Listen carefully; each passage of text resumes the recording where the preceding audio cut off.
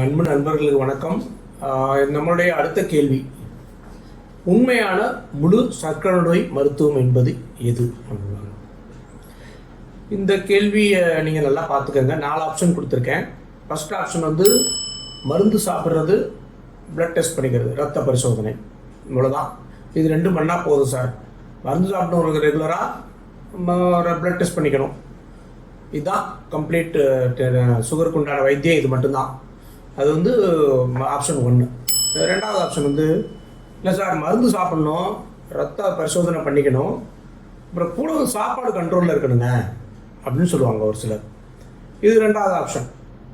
இது சரியா? இது மட்டும் போதுமா அப்படின்னு நீங்கள் தான் சொல்லணும். அடுத்து 3வது ஒன்று, இல்லை சார் மருந்து சாப்பிட்ணும், ரத்த பரிசோதனை பண்ணிக்கணும், சாப்பாடு கண்ட்ரோலில் இருக்கணும், உடற்பயிற்சி நல்லா நடக்கணும், ஏதாவது ஒரு உடற்பயிற்சி பண்ணணும் சார், அதான் சார் முழுமையான சர்க்கரை நோய் மருத்துவங்கிறது அப்படின்னு சொல்லுவாங்க ஒருத்தர்.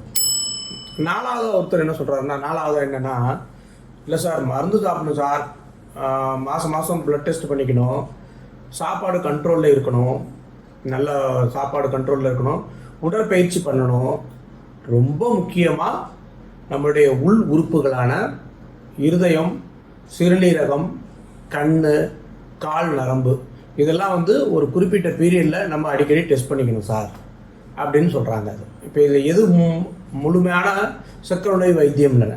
இந்த முழுமையான சர்க்கரை நோய் வைத்தியம்ங்கிறது ரொம்ப ஈஸியாக கண்டுபிடிச்சிருப்பீங்கன்னு நினைக்கிறேன். இந்த 4வது ஆப்ஷன் தான்.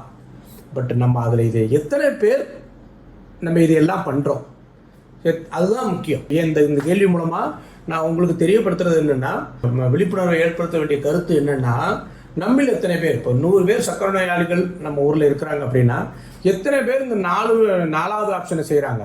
அதை 4வது ஆப்ஷன்னா மருந்து சாப்பிட்டு, ரத்த பரிசோதனை பண்ணிவிட்டு, உணவு கட்டுப்பாடு இருந்துட்டு, உடற்பயிற்சி பண்ணிவிட்டு, ரொம்ப முக்கியமாக உள் உறுப்புகளை பரிசோதிக்கிறாங்க அப்படின்னு பார்க்கணும்.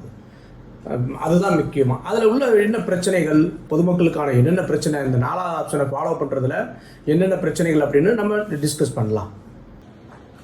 அன்பு நண்பர்களுக்கு வணக்கம். நம்மளுடைய இந்த 6வது கேள்வி, எது முழுமையான சர்க்கரை நோய் மருத்துவம்?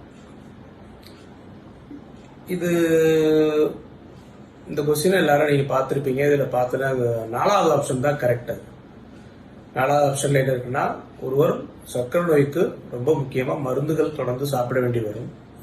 தொடர்ந்து 2வது வந்து உணவு மருந்து அடிக்கடி மாதம் ஒரு முறையாவது ரத்த பரிசோதனை செய்து தன்னுடைய சர்க்கரை அளவு என்ன அப்படின்னு பார்த்துக்க வேண்டி வரும். 3வது வந்து நடக்கணும், கொஞ்சம் உடற்பயிற்சி செய்ய வேண்டி வரும். உடற்பயிற்சி அடுத்தது ரொம்ப முக்கியமாக வந்து உணவு கட்டுப்பாடு இருக்கணும். ரொம்ப நம்ம மக்கள்கிட்ட இல்லாத இந்த சர்க்கரை நோயினால் வரக்கூடிய அனைத்து பிரச்சனைகளுக்கும் காரணம், ஒரே காரணம், அனைத்து காரணம் என்கிட்ட டேட்டாவே இருக்கு. அனைத்து சர்க்கரையினால் வரக்கூடிய அனைத்து பிரச்சனைகளுக்கும் ஒரே காரணம், அவங்க எந்த உள் உறுப்புகளையும் ஒரு குறிப்பிட்ட பீரியட்ல போய் டெஸ்டே பண்றதில்லை, டெஸ்ட் பண்ற இடத்துல வைத்தியம் பண்றதில்லை, அந்த போய் டெஸ்ட் பண்ணிக்கணும் அப்படிங்கிற ஒரு விழிப்புணர்வு அவங்கள்ட்ட இல்லை. இதுதான் அதை கொண்டு வரணுங்கிறது தான் என்னுடைய நோக்கம். அந்த விழிப்புணர்வை பொதுமக்கள்கிட்ட கொண்டு வரணுங்கிறது தான் என்னுடைய நோக்கம். இந்த முழு நோக்கமும் அதுதான். இதுல சார் நான் கரெக்டா மாத்திரை சாப்பிட்றேன் சார், நான் டாக்டர் போய் பார்க்க மாட்டேன், பட் ஆனா லேப்ல போய் மாசம் போய் டெஸ்ட் பண்ணிக்குவேன். 160 170 இருக்கும். நான் 160 வந்து நார்மல் தானே சார், எனக்கு அது ஒன்றும் அதிகம்னு சொல்ல மாட்டேங்கிறாங்களே. சாப்பிட்டதுக்கு அப்புறம் 170 180 இருக்கும். சில சமயத்துல 250 போகும். ஆனா எனக்கு வெளியில ஒன்றும் தொந்தரவு இல்லை. தொந்தரவு இல்லாதப்போ போய் அங்கே போய் 3 மணி நேரம் 4 மணி நேரம் எப்படி சார் உட்காந்துருக்கிறது? நம்மளுக்கு ஒன்றும் தொந்தரவு இல்லை, நான் கரெக்டாக மாத்திரை வாங்கி சாப்பிடுவேன். ஆனால் டெஸ்ட்டு கூட நான் போய் டெஸ்ட் பண்ணிட்டு வந்துடுவேன் சார். என்ன டெஸ்ட் பண்ணுவீங்கன்னா, சர்க்கரை டெஸ்ட் பண்ணுவேன். எப்போ டெஸ்ட் பண்ணுவீங்க? காலைல வெறுவயத்தில் ஒரு தடவை கொடுப்பேன், அப்புறம் சாப்பிட்டதுக்கு அப்புறம் ஒரு சில கொடுப்பேன். ஒரு சில சமயத்தில் இதெல்லாம் பார்க்காம எந்த நேரம் போய் டெஸ்ட் பண்ணி பார்த்துருவேன் சார். ஆனால் ஒரு 250 இருக்கும், 230 இருக்கும். ஆனால் எனக்கு வெளியில எந்த தொந்தரவு இருக்காது சார். இது சரியா? இது வந்து முழுவதும் தவறான ஒரு வைத்தியம். இதுல நீங்க புரிஞ்சுக்கிறது என்னன்னா, நோயாளி தனக்கு ஒரு தொந்தரவு இருந்தா மட்டும்தான் ஹாஸ்பிட்டலுக்கு வருவாங்க. ஆனால் சுகர் 280 270 இருக்கிறப்போ நோயாளிக்கு வெளியில எந்த தொந்தரவும் இருக்காது. அவருக்கு ஒன்றும் கொஞ்சம் டயர்ட்னஸ் இருக்கும். அந்த டயர்ட்னஸ்க்கு அவர் அடாப்ட் ஆகிருப்பார். அதனால நோயாளி ஹாஸ்பிட்டலுக்கு வரமாட்டார். 230 280 சர்க்கரையே மிக அதிக அளவில் இருக்கிறப்போ, அந்த அளவுலயே ரொம்ப நாளைக்கு இருக்கிறப்போ, 3 மாசம் 4 மாசத்துக்கு இருக்கிறப்போ HbA1c 8-9க்கு மேல போயிடும். ஸோ உங்களுடைய சிறுநீரகமும் இருதயமும் கால் நரம்புகளும் பாதிக்கப்படும். சார் எனக்கு ஒரு தொந்தரவு இல்லை சார், நீங்க இவ்வளவு பாதிப்பு வரும்னு சொல்றீங்க, எனக்கு ஒன்றும் தொந்தரவே இல்லை சார், நான் நல்லா தான் இருக்கேன், எனக்கு கால் எரிச்சல்லாம் வரல, நெஞ்சு வலியெல்லாம் ஒன்றும் வந்ததில்லை. இது சிம்பிளா எப்படி புரிஞ்சுக்கணும் அப்படின்னா, ஒரு டேபிள்ல ஒரு மூலையில கொஞ்சோண்டு செல் அரிச்சிட்டு இருக்கு, அது பூச்சி அரிச்சிட்டு இருக்குன்னா தூரத்துல பாக்குறப்ப டேபிள் நல்லா இருக்கும் மாதிரி தான் தெரியும். திடீர்னு ஒரு நாள் அந்த இப்படி ஓங்கி ஒரு தட்டு தட்டணுன்னு டேபிளோட கால் உடையும் இல்லையா, அது மாதிரிதான் இந்த திடீர்னு ஒரு நாள் ஹார்ட் அட்டாக்கோ பக்கவாதமோ திடீர்னு யூரியா கிரியேட்டின் அதிகமாகி சிறுநீரகம் பாதிப்படைகிறதோ வர ஆரம்பிக்கும். ஸோ அது ரெண்டு மட்டும் யாராவது செஞ்சுட்டு இருக்கேன் அப்படின்னு சொன்னாங்கன்னா அது ரொம்ப முழுமையான வைத்தியம் அல்லது முழுமையான வைத்தியம் அல்ல. சார் இப்ப வேற என்ன சார், வேற உணவு கட்டுப்பாடு ஒருத்தர் சொல்றார், அடுத்த நபர் சார் அது நான் மாத்திரை சாப்பிடுவேன் சார், மாத்திரை சாப்பிடுவேன், ரத்த பரிசோதனை பண்ணிப்பேன், மாசம் மாசம் போய் நானே டெஸ்ட் பண்ணிக்குவேன், சாப்பாடு கண்ட்ரோல்ல இருக்கேன், சாப்பாடு ஓரளவுக்கு கண்ட்ரோல்ல இருக்கேன், தானியம்லாம் அதிகமா சேர்த்துக்க மாட்டேன், கீரை காய்கறிகள் பழங்கள்லாம் கீரை காய்கறி பயறு அந்த ஐட்டங்கள் தான் அதிகமா சேர்த்துப்பேன், தானியம் கம்மியா பண்ணேன், சாப்பாடு ஓரளவு கண்ட்ரோல்ல இருக்கேன் சார். அப்போ உடற்பயிற்சி எனக்கு டைம் கிடைக்கிறது இல்லைங்க, வேலைக்கு போயிட்டு வர்றது லேட்டா, அது ரொம்ப அசதியா இருக்கு, இன்னைக்கு வேலையே ரொம்ப நடக்கிற வேலை தான் சார், அதனால உடற்பயிற்சிங்கிறது எனக்கு இல்லை. உடற்பயிற்சி முந்தி ஒரு கொஞ்ச நாள் போயிட்டு இருந்தேன், அப்புறம் முட்டி வலி வந்துருச்சு, அதனால நான் நடக்க முடியறது இல்லை. இப்போ கொஞ்சம் தூரம் நடந்தனே வலி ஆரம்பிச்சிருக்கு முட்டி வலி.